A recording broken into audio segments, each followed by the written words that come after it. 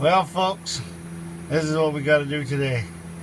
Unravel a bag out of the undercarriage of the lawnmower. Somewhere along the line I hit a bag, I guess. I don't know what's going on, but I hit a bag and now I can't get it out. It's all mounted up, melted in there.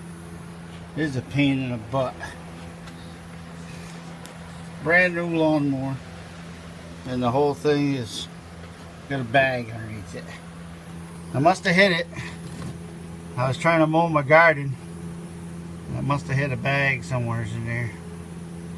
Well, that's what we're doing today. Thanks a lot for watching. Give me a thumbs up, subscribe if you like what I'm doing. This is what my video contains today. It's a pain in the butt. I'm laying on the ground and it sucks. Good thing I'm not sick today. Thanks a lot for watching. Give me a thumbs up, subscribe, talk to me, tell me if you like my videos or if you don't. Louie out.